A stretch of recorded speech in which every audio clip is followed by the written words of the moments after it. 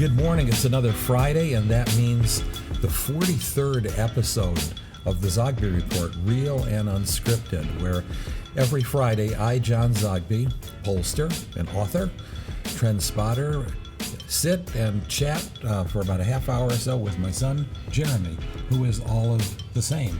How are you doing today? Good. About to be an author. I'm taking the Intelligencer. We have 10 issues so far. We're working on the 11th, going to be released, I think, the day before the election, maybe on Election Day. We'll see what the data pans out to be. But it's going to be a book. Before we go further, there are two special shout-outs that we have to absolutely acknowledge. The first, obviously, is Michael Carmichael. Thank you so much for encouraging us. Michael Carmichael was telling us to do this back in 2016. And, we got started in 2020 and did the audio, but he said, no, you have to do the video, so he was pressing us on that. And so without Michael Carmichael, this probably wouldn't have happened. So thank you. And then also Richard Glazer out of Rochester, who not only has listened to every episode, but when we were coming up with this bi-weekly intelligence report, he said, don't call it the Intelligencer. That's what I was going to go with. He said the Intelligencer. So a long overdue thank you to Richard and Michael. Great. And the premiere today of finally the video podcast. So here we are. You can actually see us. And boy, do we have a lot to talk about, don't we? So I'm going to kick it off and do the usual opener on politics. You're going to jump in. I do know that we have coming out today a poll of 18 to 29-year-olds for Forbes. Yes. And maybe, towards the end we can share some of those highlights. Sure. But, all right, Friday before the election, or what we used to call Election Day, but as we're sitting here now, over 80 million people have voted already, and that's continuing. What's going on and what does it mean? I wouldn't even begin to call this election as things stand right now. Even though on average, according to Real Clear Politics, Joe Biden leads Donald Trump by 7.4 percentage points, some of the more recent polls have it a little closer, have it at anywhere from a 1-point lead for Biden, that'd be Rasmussen, to TIP's poll, and I'm a big fan of TIP for Investors Business Daily, that have it at a 5-point margin. Even though in the TIP poll, Joe Biden is at 50%, that's a good sign. Remember that 4 years ago to this minute, Hillary Clinton had even a better advantage, and she was in a downward spiral. And so ultimately, she won the popular vote, 49 to 46.5. We're still in that territory. And so let's just say not enough to declare a victor in the national popular vote. But then as we look at the battleground states, one of the things about 2016 that was different than today is that in the battleground states in 2016, as I've mentioned before, there was a clear downward trajectory in Hillary Clinton's numbers from 10 days before the election to Election Day. She was going down a point or two each day in Pennsylvania, Michigan, Wisconsin, North Carolina, New Hampshire, a few other states. So much so that as these began to accumulate, this downward spiral, you began to see where there was a possibility, come Election Day, that there could be possibly an upset in those states. Today, the polling is not so clear. Some days, Pennsylvania, everybody is watching Pennsylvania. Some days it's a Trump lead of 1 or 2. Some days, some other polls, it's a Biden lead by 2 or 3. It's the same with Florida. It's the same with North Carolina. And it's the same with Ohio. And so we've got a lot in play here. I don't know about any potential October surprises, but what I do know is that we're not getting a clear enough message yet on what's going to happen. I'm going to take just another minute and say that with over 80 million people voting so far, and God knows where that's going to end up Monday, it is absolutely clear that the polls, including our polls, are correct. This is a Joe Biden constituency. This is a massive blue wave. You can see it visibly. It's young, it's non-white, and our polls indicated a 16-point Biden lead among early voters. Yeah.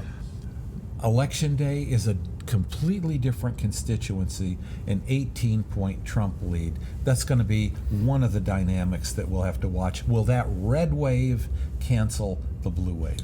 So I just had the question posed to me this morning, and I hate to put these words before my father, but this was the question that was raised to me. Jeremy, who do you think is going to win? And I paused, and the gentleman said, a gun to your head. So I hate to say that to my father, but we're trying to get, you've got to be right here. It's not who you want. It's not who we want. If you had to get it right now, and of course, you could be wrong, but who would you say right now? Well, in the old days, I never really had the comfort level of doing that because sadly it became a headline. Yeah. And it stuck with you for the rest of your life. As we're sitting here right now, advantage Biden. Do not place any bets right now. And if you're an NBA fan, and you'll know what I'm talking about, if you're a Biden supporter, take out the cigar, but don't light it yet. Yeah. See, I have the different opinion, and I'm going. Last week we were, and actually really a lot of these episodes, we talk about our polling, we talk about other polls, but we try to explore other data points. And so for me, as of right now, why I would say I think it's, again, a gun to my head. I have to be right, not about who I want. I say Trump because, and I alluded to this in the previous podcast, that in our previous poll, which came out on October 2nd, we asked a series of questions on the American dream.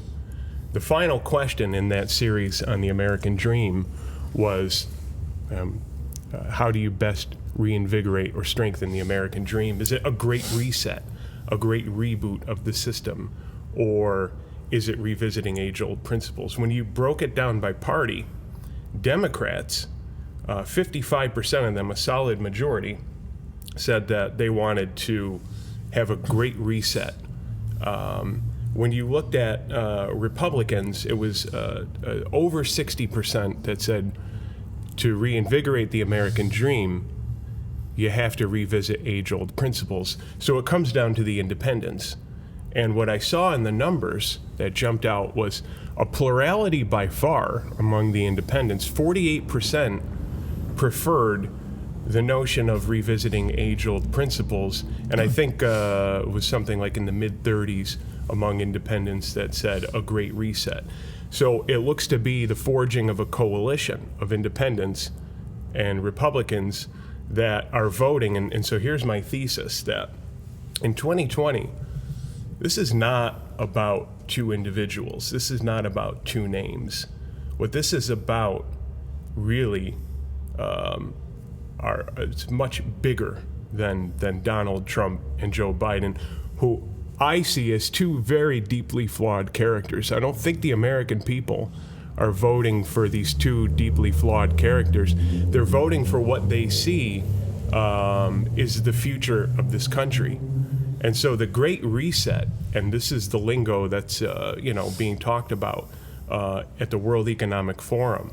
It's going to be held in January of 2021, is a reboot of the system. And so everybody knows that with a reboot, there's an immediate, we could say, chaos, right? And then manage it back to order. And so Americans are really faced with the two issues here. we already have high anxiety because of the coronavirus and because of the vast uncertainty. So there's a cloud of anxiety. And so Americans are really voting for, do they want to go into an entirely new system, which many could interpret as a whirlwind of an acceleration into the future, or to hold on to the anchor of the past? And so once again, this is not about Donald Trump and Joe Biden. It's about which direction does America go? Right into the future, or slow down? Let's keep things closer to the present. And so that's why I say right now it looks in favor of Donald Trump, but who knows what happens over the weekend. I'm a big fan of those kinds of questions. They tell a lot about us and about our elections as well. I'm just going to stick with the notion that it's going to be a close one. Yeah. It's going to be a close one, and a very intense one. And so in terms of scenarios, you can conjure up almost any kind of a nightmare scenario and realize that any one of them could play out. But we do know, number one, that the states to watch are Pennsylvania, North Carolina, and Florida, always Florida. Is Wisconsin in there too, or not as much? Only because it's smaller. Yeah. So, somebody wins 2 out of those 3 states. Actually, with 29 electoral votes, more than 10% of the total, if Biden wins Florida, it's very difficult to see a path to victory for Trump. If Biden wins North Carolina and wins it big, that's a bell ringer right there, in the sense that means there's been a very big black turnout. If there's a big black turnout in North Carolina, then that means Georgia, and that means Michigan, and that means Cleveland, Ohio, and Philadelphia, Pennsylvania. And so those are the sorts of things that we'll be looking at. This ties into polling. If you think about it, right? I mean, there are conservative Democrats. There are blue Democrats who tend to vote a lot based on social conservative issues. So there is a tiny slice of Democrats that potentially could vote for Trump on election day, but in the polls, over the phone, they're afraid to admit it, as are some Republicans. And I've pointed our listeners and viewers to a study. I can't remember it off the top of my head, but if you want it, I can dig it up in my email inbox. You can email me. That shows that Trump supporters are twice as likely to be hesitant to admit over the phone. This is where I think online is key. Because for those of you who've participated in a live phone call survey, you're not in control. Someone's talking to you, they have your number, they know your name, and they set the pace. And compared to the online experience of taking a survey, I think it's generally unpleasant. Online, it's 100% anonymous. You go at your own pace. And so I think that's, my belief why online is superior to telephone. But in general, this notion of over the phone being shy to admit, what's your sense on that? I only know historically. We used to talk about the Bradley effect. Are white people ashamed to say that they're going to vote against a black candidate? That was an indication in a gubernatorial race. Tom Bradley, former mayor of LA, ran for governor and did worse than in the polls than he was projected to do. So the issue came up with Obama. Are there people who are actually going to vote against Obama, but tell pollsters something different? And that did not materialize at all. In this instance, we're up to 97% of Republicans who say they're going to vote for Trump. 94% of Democrats are going to vote for Biden. We're doing our polls online. And so, would I be ashamed to click 1 or click 2 or check the box and not talk to anybody? I don't really know of any Trump supporters that aren't in your face and say, I'm voting for Donald Trump. Yeah. Look at the 18 signs on my lawn, Yeah. if you want proof. So I tend to doubt it. A comment about Trafalgar. I have followed them. I think they are good pollsters. What troubles me only is that they have an R after their name, Republican. Yeah. That's all right. That's okay. I have always given an indication that I'm a Democrat, but when I do my polls, the numbers are honest. Sometimes they're outliers, but I then do not advocate for the candidate Yes. who's ahead. In this instance, they could be right again, that Donald Trump's numbers are better than the other polls, but I have a problem with the advocacy for Trump.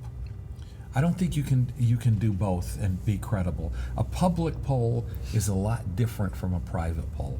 Yeah, no, that's a great point, and I only talk about them just because they got it right in 2016. But you could kind of look it further into what you just said and interpret it as well. In 2020, the stakes are high for both parties, so they're both out there pushing, and so there really are few polling firms that I think at the end of the day value more getting it right versus seeing who they really want to win. I have to put us in that category. We want to get it right.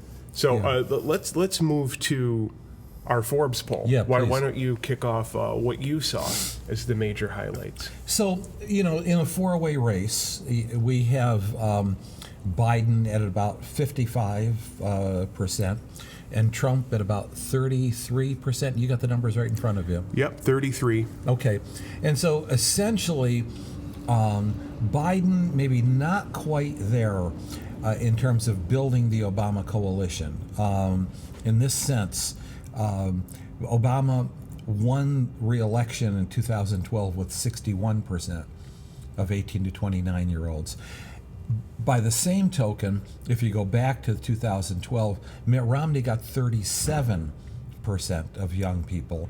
Trump is only at 33. Yeah. And so I think you have to conclude from there that Biden is probably more on track to achieve that Obama level. He's close, but we looked at the last three 18 to 29-year-old polls that we had done, and Biden's gone from 48 to 53 to 55. Arguably, he's headed in the right direction. Trump, to the best of my recollection, has actually gone down a point or two, or at least is not increasing his total. Yeah. And, I thought of young black voters. Yes. Who, if I recall, in the four-way race, I think it was around, Trump had about 12%. It's a little bit down, but if that's among 18 to, and this is just 18 to 29. So we'll see when we come out with our poll Monday what the overall black vote is. But it's really intriguing to see in the past week or two. Well, it all started with Kanye, right? That's been a couple of years now. Kanye was in the White House, and then we learned 2 or 3 weeks ago that Ice Cube was. I don't know if he was necessarily endorsing Trump, but rather Trump's platinum plan, because he got fired for that, and he went to social media and he was criticizing both parties. He said, look, the Republicans and the Democrats have both wronged black people. But now you come out today, and Lil Wayne. I saw that. Lil Wayne is endorsing the Trump Platinum Plan. Lil Wayne is an interesting character. He tells a story. He got a lot of flack years ago for saying that he doesn't really see racism. He, of course, has a tragic story of when he was 10 years old, he tried to kill himself. Self-inflicted gunshot wound to the chest, and he said, he was at this party, and I think it was gangs and drugs, and he was on the floor dying, and a white police officer came and saved him. And he said he wouldn't be here today if it wasn't for that police officer. And so he talked about that. And so I wonder what effect that's going to have among young black men. Lil Wayne, Ice Cube, Kanye. And don't forget 50 Cent. That's true. Who endorsed. And I like the way you say it, too. Well, hey, he came out endorsing Trump, and then Chelsea Handler said, "You're only worth 20 cents today," and so he retracted. There's no question that we're seeing stronger support among young black men than we are among young black women. It's 98-1. And there's one undecided. Yeah. Okay. And we know we don't know your name, but there could be any number of reasons. Criminal justice reform could be one of those. It could be driven by some of these male role models, and they are male role models for, I think particularly the younger, the Gen Z types.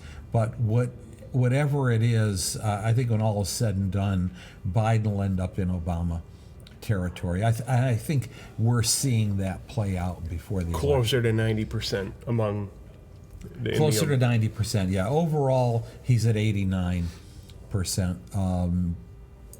and I believe he is.